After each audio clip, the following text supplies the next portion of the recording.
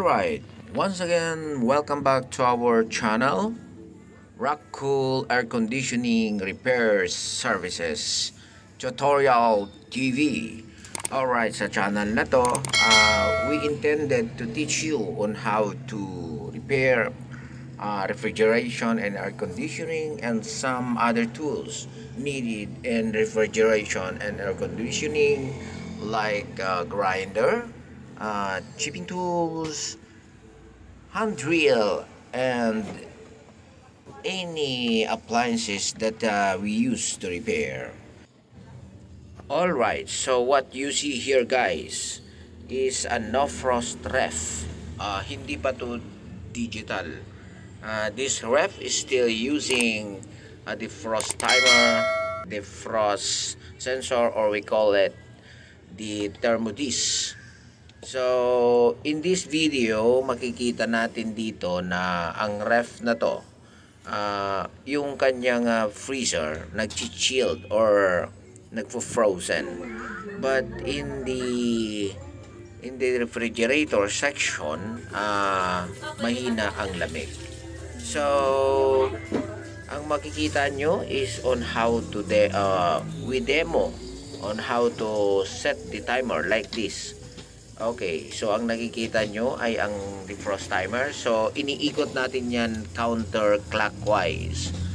This is to set off the defrost timer. So ganyan ang pag-set off ng defrost timer. We will twist it counterclockwise, or sometimes may mga defrost timer na clockwise ang ikot. So in this way, iikutin natin dahan-dahan, slowly, hanggang sa we hear click,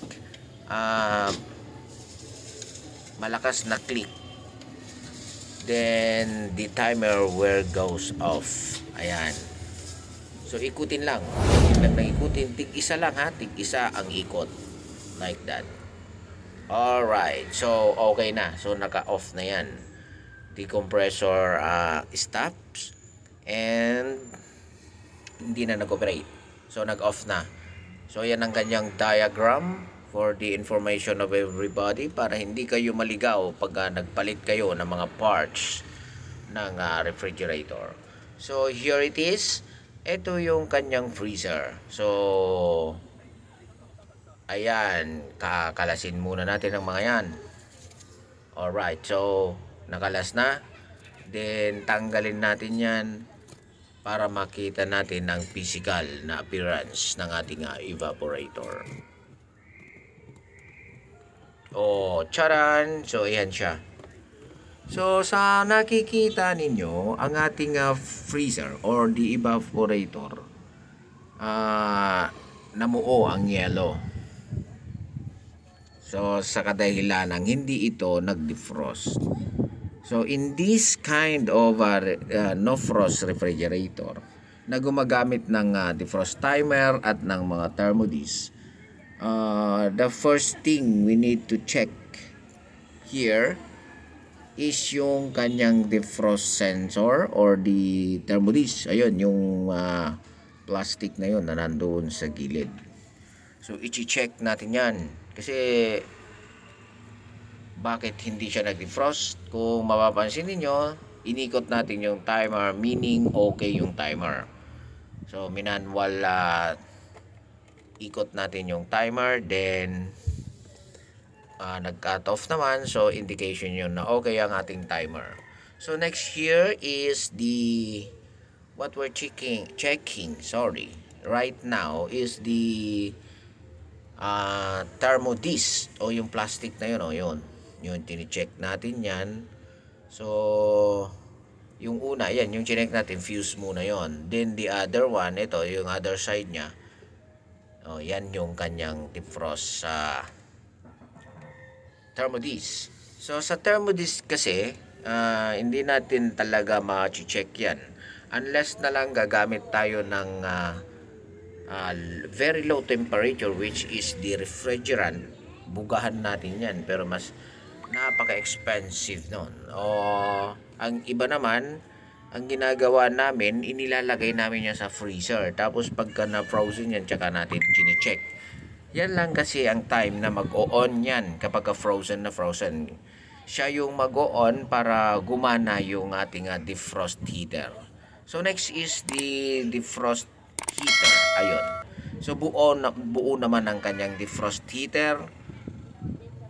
Kung mapapansin ninyo, pumapalo ang ating tester through times 1. Times 1 yan, continuity test. Or even, ayan, chinek din natin ang kanyang ground. Alright. So, dito ako ngayon sa SCY. Ito yung supplier namin ng mga parts. Located lang to sa Retiro. Corner Bulusan. So, kung kailangan nyo ng pyesa, ayan si Kuya, siya yung owner, proprietor ng business na to. So ito yung pangalan ng store, SCY Refrigeration and Air Conditioning Supply. Alright, so ang nakita nyo ay isang commercial lang, which is our supplier from Retiro, Quezon City. That's Quezon City. Okay, so after checking, we found out that the defrost sensor is the only one that activates the defrost heater. So hindi nag-activate ang ating defrost heater. So kailangan nating palitan ang defrost na sensor or the thermodish. Yung thermodish na yan, tandaan lamang pag kayo nagpalit ng thermodish kung ano yung piyesa na tinanggal ninyo, dapat ganun din ang ipapalit nyo. So don't worry kung hindi nyo mapalitan mismo yung kaparehas ng terminal nya. So gagawin nyo lang, puputulin nyo lang yun, then splice it, ikabit, then ilagyan ng electrical tape na kailangan yung close na close. Hindi basta-basta bara-bara ang paglagay. This is to avoid ground, para hindi mag-ground ang ating refrigerator. Okay, so next is, ayan na nga, i-connect na natin. Ayan, so i-splice lang. Napakadali lang naman yan. I-splice nyo lang. Then, kailangan pagka naglagay kayo, pag nagdugtong kayo ng wire, make it sure na talagang kapit na kapit. Kung meron kayong dalang panghinang, pwede nyo ring hinangin yan. Mas maganda. Pero ganyan lang yan. You connect lang. Wala namang polarity ang mga 220 na parts. Not like the electronic parts na kung magpapalit ng pyesa, so kailangan na may polarity. So sa 220 wala namang polarity ang mga pyesa natin.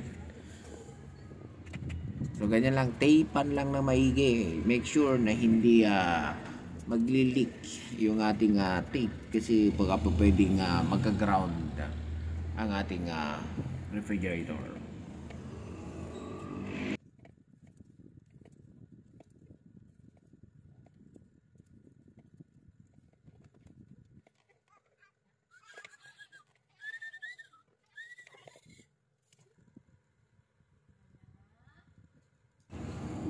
Alright, after ninyong mataypan, then return it again where you remove it. Kung makikita nyo, gumamit lang yan ng cable tie. So, kailangan meron din kanyan cable tie. This is to fix the defrost sensor or the thermodish. To fix it well. Kasi kailangan nakadikit yan sa body ng evaporator. So, ganun lang. So, then i-secure nyo rin ang inyong mga wires para hindi ito sumabit or maipit pagka binalik na natin ang cover. And we are all done. So, after that, ibalik lang ng maayos ang mga cover like that. So, napakasimple ng gagawin. So, ganoon lang po ang gagawin. At bago tayo mag-iwalay, huwag po kalimutang i-like ang video na to at paki-share na din. At sa ating mga bago sa ating channel, please don't forget to subscribe, like and share. Mabuhay po tayo lahat.